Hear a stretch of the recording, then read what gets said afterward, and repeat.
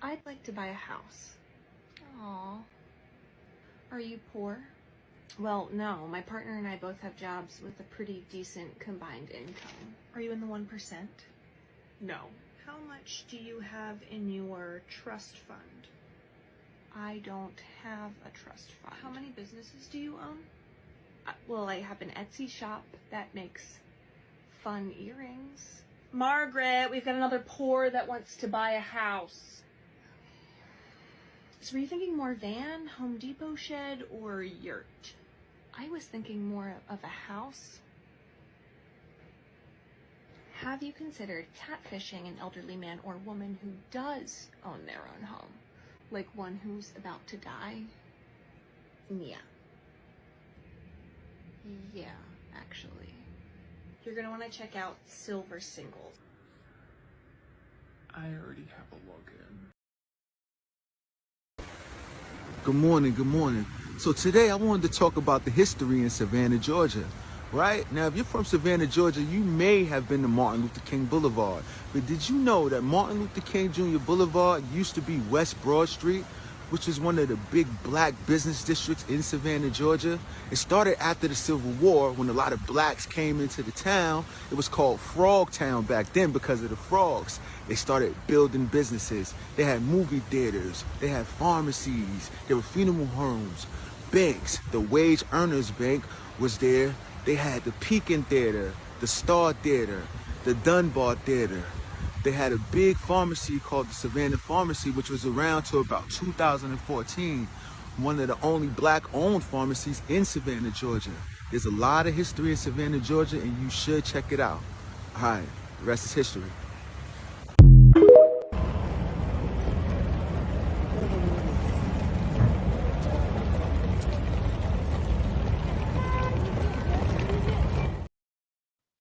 Peace to the party. It's your homeboy back again with the news. Yeah, man, and it's going crazy.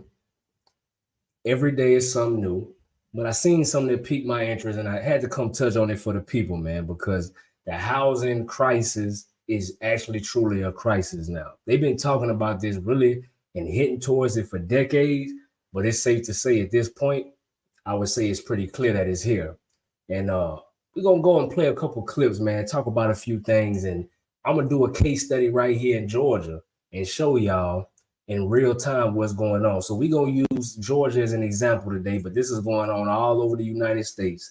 But it just so happened I'm boots on the ground here. So I also did, I did a little something extra for y'all today, man. I went and recorded somewhere live, got a little footage to double down on this point and show y'all.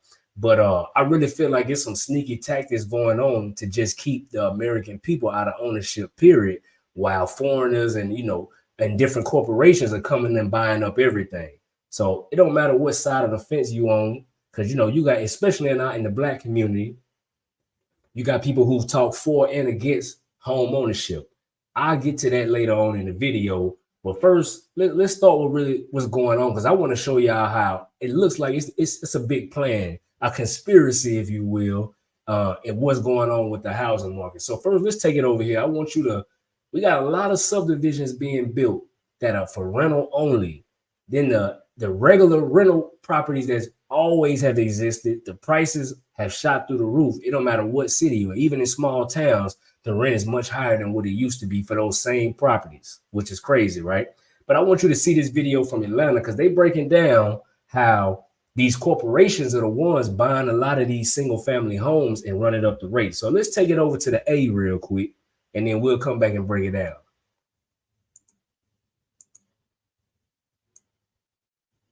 This new study says 19,000 homes, not apartments, homes in the metro are owned by 3 companies.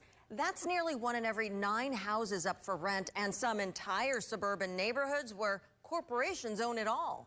Channel 2's Michael Dowdna is live in Paulding County. And Michael, this is important because it drives up prices for everyone. Yeah, when you're talking about tens of thousands of homes involved here, well, it can make an impact, meaning that homes that you see like this one that would originally have been a starter home about a decade or so ago are now for lease. signs in front yards showing not a home for sale, but for rent. Atlanta has more of these types of properties than the next couple of metro areas combined. These properties are single-family homes owned by corporations, not people. And Atlanta is the #1 location for these houses in the entire country, according to GSU professor Taylor Shelton. Just a decade or so ago, none of these companies even existed. But a recent study found that just 3 companies, known to customers as Progress Residential, Invitation Homes, and Main Street Renewal, own more than 19,000 homes in the metro area. The homes that most of these companies are buying are exactly the kind of starter homes that 15, 20, 30 years ago would have been first-time home buyers. And in certain areas, these corporations can own most of the homes in a neighborhood. Take this street, where every single house you see is owned by Invitation Homes, built to rent and not to buy, impacting the entire market as a whole.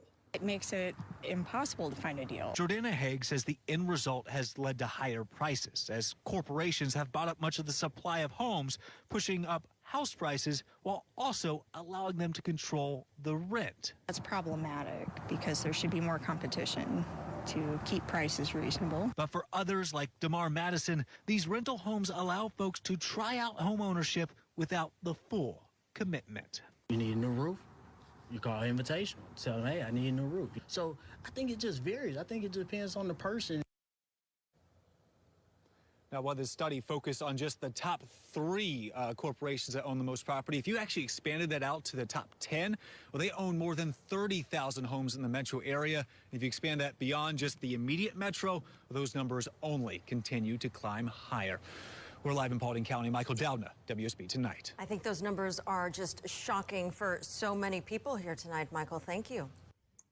It's a monopoly on the market, and that's what's going on. We all familiar with the game of Monopoly, but in in our community, in the Black community, we've already known and had our issues with home ownership through various different practices going all the way back to redlining, even before then, right? However, what's going on now is Americans, period, it doesn't matter what color you are going through similar situations. So this is how you know that the game has switched. It is nothing about your actual race or creed anymore. It's about your status.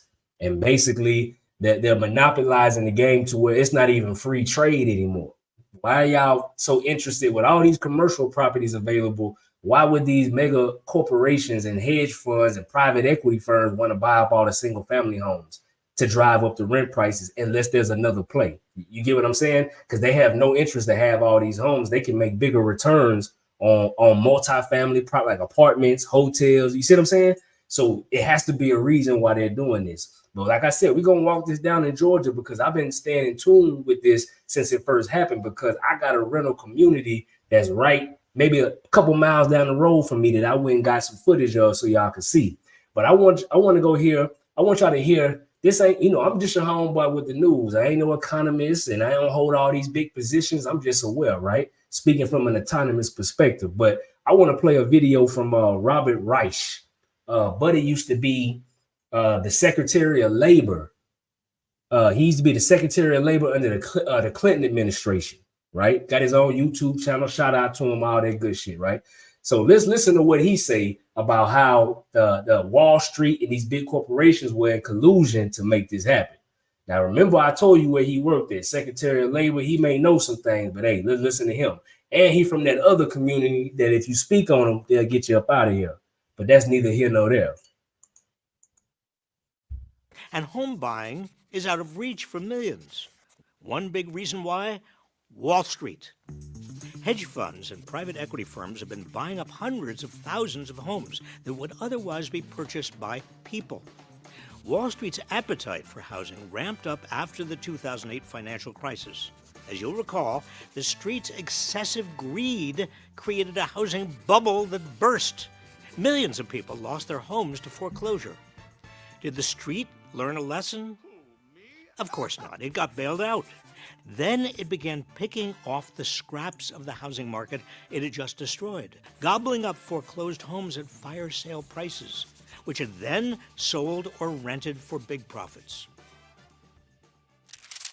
Investor purchases hit their peak in 2022, accounting for around 28% of all home sales in America. Home buyers frequently reported being outbid by cash offers made by investors. So-called iBuyers used algorithms to instantly buy homes before offers could even be made by actual human beings. If the present trend continues, by 2030, Wall Street investors may control 40% of U.S. single-family rental homes. Partly as a result, home ownership, a cornerstone of That's crazy. hundreds of thousands. That's crazy, bro. Say 40%, man. 40%? Why are they so invested to have that amount of single-family homes? Think about that now. If it ain't a plan. And you heard what he said, that this started when that housing market crashed. So they were getting these houses for, listen, when that housing market crashed, I was in Georgia. It was the first time that I lived in Georgia. I was in the military then. When them houses crashed in Atlanta, you can go get 3, 4, 5,000 square foot houses for under $200,000. No problem. I'm talking about huge, brand new, because they was all getting foreclosed in after this market. So if they was grabbing these properties starting in, man, come on now. They've been racking up and they got to make, they bought them at good rates. So now the property value then skyrocketed. So they could charge a lower rent rate if they wanted to. Think about it. You see what I'm saying? But they're choosing to go the other way. This ain't no coincidence, fam. Thousands of homes that would otherwise be purchased by people. Wall Street's appetite for housing ramped up after the 2008 financial crisis. As you'll recall, the street's excessive greed created a housing bubble that burst. Millions of people lost their homes to foreclosure. Did the street learn a lesson? Of course not. It got bailed out. Then it began picking off the He called them boys the street. scraps of the housing market it had just destroyed, gobbling up foreclosed homes at fire sale prices, which it then sold or rented for big profits. Investor purchases hit their peak in 2022, accounting for around 28% of all home sales in America. Home buyers frequently reported being outbid by cash offers made by investors. So-called iBuyers used algorithms to instantly buy homes before offers could even be made by actual human beings. If the present trend continues, by 2030, Wall Street investors may control 40% of U.S. single-family rental homes. Partly as a result, home ownership, a cornerstone of generational wealth and a big part of the American dream, is increasingly out of reach for a large number of Americans, especially young people.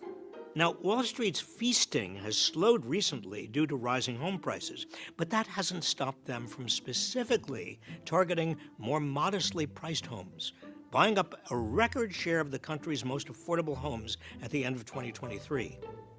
They've also been most active in bigger cities, particularly in the Sun Belt, which has become an increasingly expensive place to live.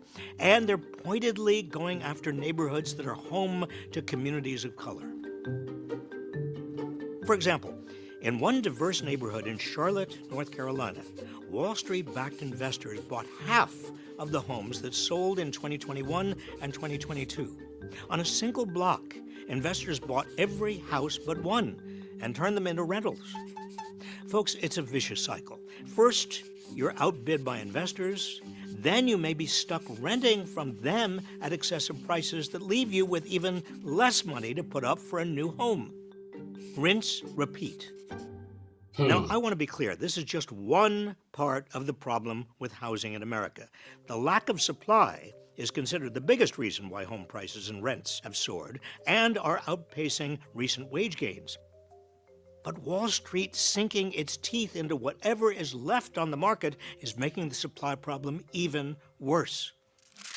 So what can we do about this? Start by getting Wall Street out of our homes. Democrats have introduced a bill in both houses of Congress to ban hedge funds and private equity firms from buying or owning single-family homes. If signed into law, this could increase the supply of homes available to individual buyers, thereby making housing more affordable. And you see how, even though he's supposed to be out of the game. Remember, he was the former Secretary of Labor under the Clinton administration, which was a Democratic administration. So even though he's supposed to be he a civilian now, his platform is called Inequality Media. You see how he made sure to put that tidbit in on how this affects people of color. He ain't lying about that, but this is the platform in which they use to run their base. But factually, as far as the facts and the numbers that he was breaking down, this is what we need to take from what he was saying. It's not a coincidence that right now, just like this comment say from Miss Annette, cutting the average family out. And no matter how you want to look at this, the fact remains that for the average person who would never be a millionaire or things of that sort, their estate, meaning their actual real estate and the estate that they have through a trust, insurance policies, things of that sort, that's the stuff that will elevate your family, bro. It just is what it is. In the Black community especially, if it wasn't for some of our grandparents having these houses, a whole couple generations may not have made it. Let's keep it real now. But you can't do that if you don't own the land that you own and having a house on it. Because guess what? That house can fall apart. But you can build a new house if you own the land, right? So we've been tricked out of it in our community. We're trying to be ostracized. We even want to be homeowners. You feel me? And then now you got it to a place to where it's unaffordable for the average person because the wages, they already want to go through all kind of financials when you're buying a home. So now that the prices and the interest rates are going up, it makes it even harder to qualify. You see what I'm saying? So you heard it from the Secretary of Labor. So now I want to play another video. Shout out to A More Perfect Union YouTube. I want you to hear, they're talking about the rent side of things. So we hear the home ownership. We see what's going on there. And I'll show you how it coincides with the rent going up. Because even though you got these rental communities that they building, these shits ain't cheap or affordable. They cost more than the places that if you would have mortgaged these same homes. So check it out. Area. Investigators with the State Attorney General's office are looking at apartment rents. They're up 76% since 2016. Something is off. These 4 building rents are 12% higher than others, but they offer similar amenities. They have different landlords, so you'd think they should be competing with one another. But they weren't. The prices were allegedly being set by one entity, an algorithm owned by a company called RealPage. In fact, this was happening everywhere in the area. That's old-fashioned price fixing using new technology. We allege, in effect, a housing cartel. Over 2,000 miles away, something similar is happening. It's alleged that all of these different units, their prices were set by one single algorithm, which sounds bad. And it could be happening in cities and states across the country. Renters have filed over 30 different lawsuits against RealPage. We're going to talk about what all this means, how algorithms, these black boxes of data, are shaping our markets and giving an incredible amount of power to the few, and how the Department of Justice and some state attorney generals are fighting back. Because this is a story about how a few lines of code broke the American housing market. What is RealPage? So RealPage is a company that operates software that allows landlords to input their data into an algorithm, and then RealPage sets the prices for all of those landlords. This is actually against the law. Attorney General Mays isn't the only one alleging this. Our allegations are that RealPage, in combination with 14 of the largest landlords here in the District of Columbia, are effectively colluding with one another to set rents. Across America, rent is up 20% since 2020. The Attorney Generals of Arizona and DC are suing RealPage and a host of big landlords, alleging that an algorithmic housing cartel is helping drive up prices. In the pre-RealPage days, landlords would compete with one another. They played a guessing game with rent prices. Push it too high and people move, leaving landlords hunting for new tenants. It was a delicate balance, a market. And I'm not sure if it was fair, but it wasn't rigged. An algorithm helped change all of that. We're talking about an algorithm that aggregates otherwise confidential information that the landlords have that ordinarily they would not share with their competitors. Data like rent prices, lease expiry dates, any deals they offer to tenants. That allows then the algorithm to spit out a pricing recommendation, all designed to keep the overall market at its highest peak. They are not charging what the market can bear. They are controlling the market. It's leading to the exacerbation of our affordability crisis, our housing crisis here in Arizona. If you could imagine a smoke-filled room where the landlords, the largest landlords in the District of Columbia, came together to decide what they were going to charge in rent, to share their confidential information, everybody would be able to see that that's an anti-competitive practice. Until recently, using shared pricing algorithms like this flew under the radar. If your algorithm set prices, you'd just say, it's not cheating, it's a suggestion. Not anymore. Lena Khan and the FTC have said, just a suggestion? That's price fixing, no excuses. In RealPage, according to the lawsuits, they weren't even pretending the prices were suggestions. RealPage has a system set up where the landlords who have adopted the system agree to a set of rules. One of the rules is that RealPage gets to set rent prices. If landlords want to charge less than the digital oracle suggests, they have to justify their decision. The justification needs to be reviewed by RealPage. RealPage can push back against the justification. And if you push back too much, RealPage can kick the landlord out of the scheme, with one insider telling investigators, sometimes we were happy to see customers go. They also had a policing agent that would go out and make sure that the landlords and their leasing agents were staying in line and not deviating from the price that was being set. This scheme, if true, has had a real tangible impact on Americans. RealPage advertises that it's going to increase revenues 2% to 7% for the participants in the cartel. What RealPage is telling these landlords and is doing with these landlords is, don't worry about occupancy rates anymore. It doesn't matter really how many people move out of your building, you're still going to grow your revenue over time. How? Through these coordinated price increases. In Phoenix alone, we've seen rent increase 76% since 2016. It is all.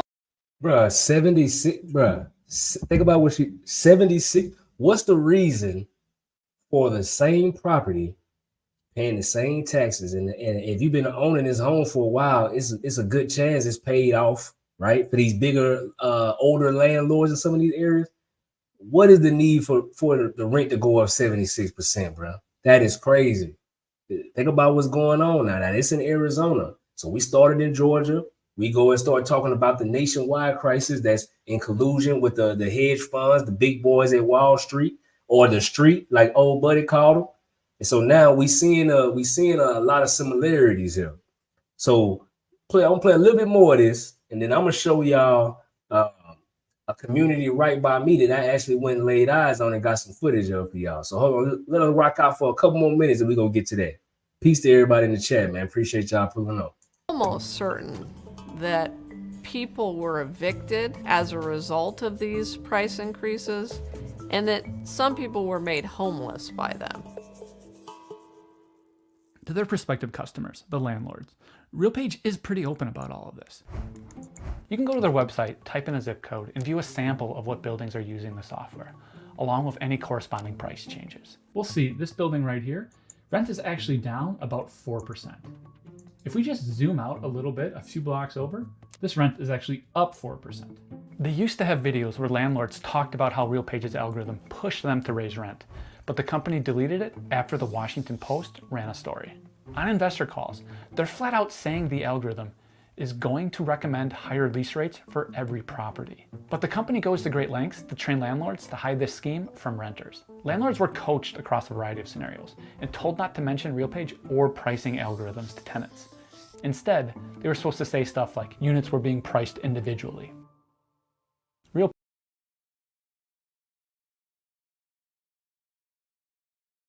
For all my people, man, y'all tap in. Y'all let me know. All across the country, we got people from all over who rocking with the party, delivering this news and the history like we do, right?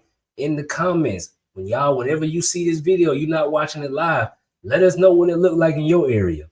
I promise you there's probably an increase, and it's for properties that are not new, stuff that's been around. So you can only imagine what these new rentals are going to be priced at. But you know your homeboy, I got you. So I'm gonna play the video, man. I was on my Dan Rather with the investigative journalism, you hear me? And I pulled up and I wanted to record, because ever since this community first started getting built, I've been laying eyes on it, because put it like this, in this community, this brand new, it got to be maybe 100 some houses they finna build in this rental community. They already got maybe 20 or so up, but all around within 5-6 miles around this, you got brand new housing communities that already exist or were built before this that are anywhere from, now this is in Georgia now, so we talking anywhere from 300,000 to some $1 million homes, right? So you got your average, middle class homes up to just a little bit above that.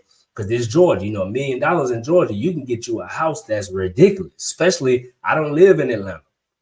I'm in Central Georgia. So $1 million house is really $1 million house out here. You get what I'm saying? It's going to be pretty big. But then you got these rentals popping up. Let me show you, because I don't think I'm capping. So let's watch this real quick. All right, y'all. So I'm on my investigative journalism for y'all. This just so happened to be not so far from the crib, but I want to show y'all what I'm talking about, right? So it's telling you right now, Grove Landing, homes for rent, right? Now leasing. So you can see it's being built right now. So a whole bunch of single family homes, all right? What they would consider to be starter homes. See, you got your leasing office right now. All right. And like I say, brand new homes. It ain't no fluff.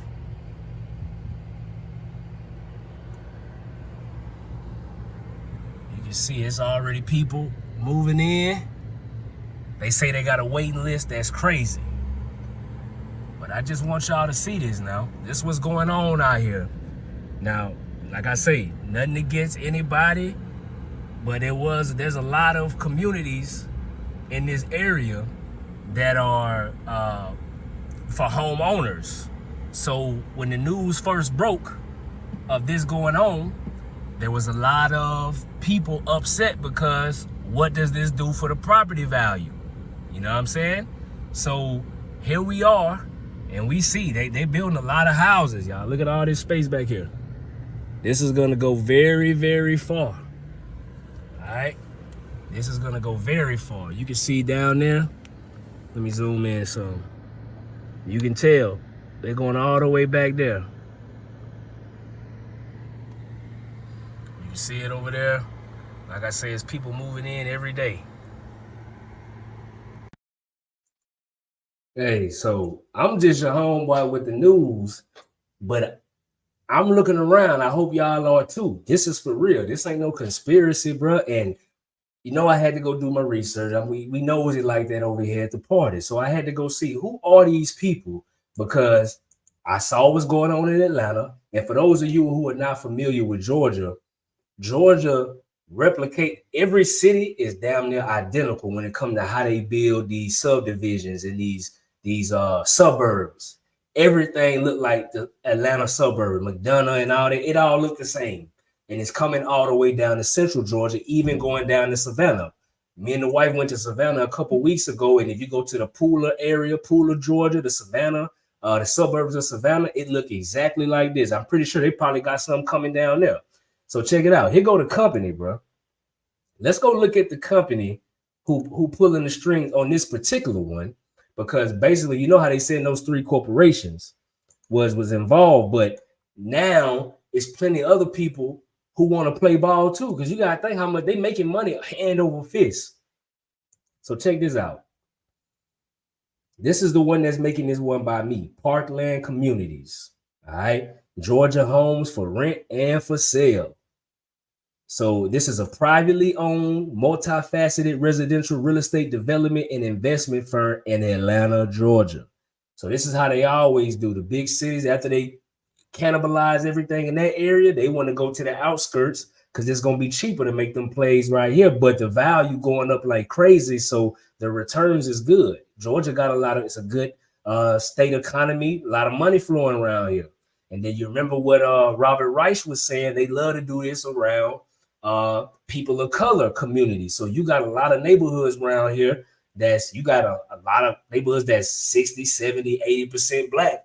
Like that's not uncommon in Georgia, in the suburbs, right? Blew my mind when I first moved here, but it's the reality. If you live here, you know what it is. So now here they come around all these established communities, and you want to put a rental community right in the heart of that.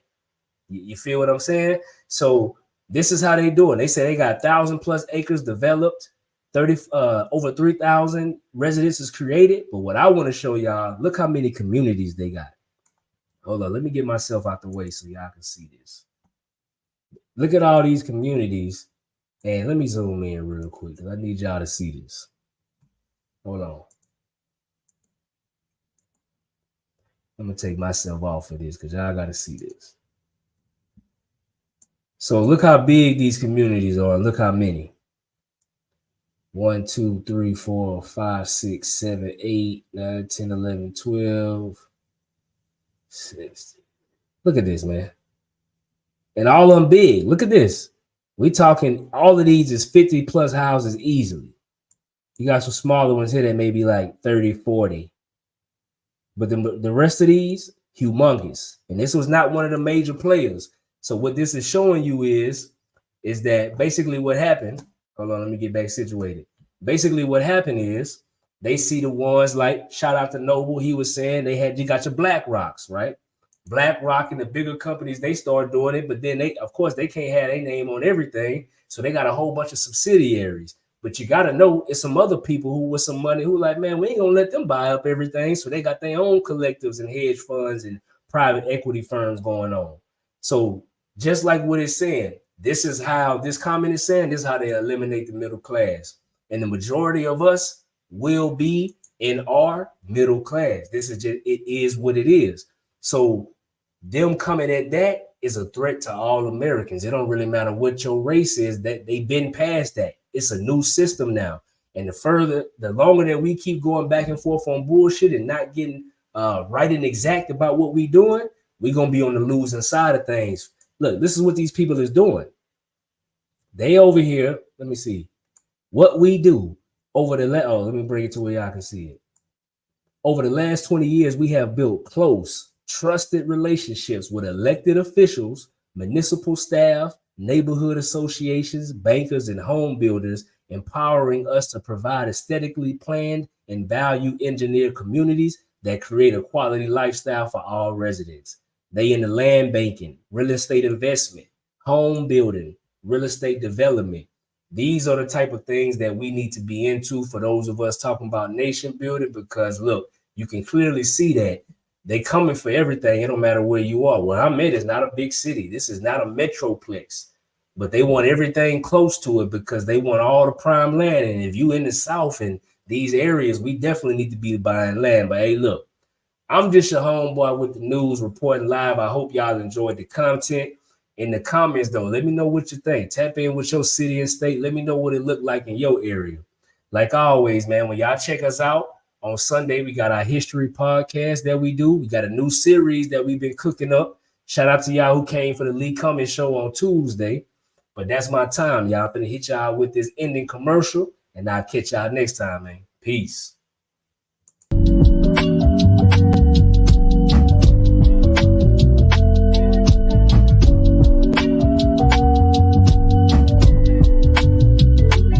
Niggas, the top 5 lister, double S drifter, separate sipping, and you know I came with it if she cute with it.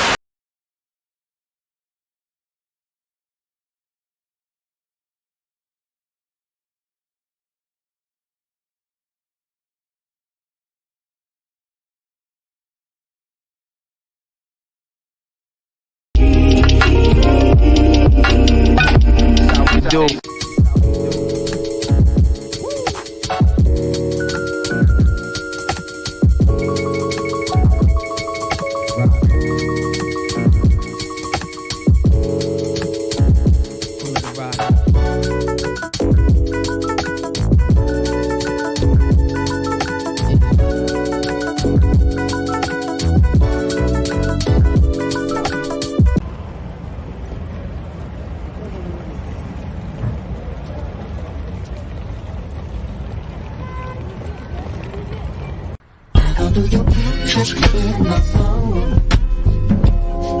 But you can't get me through.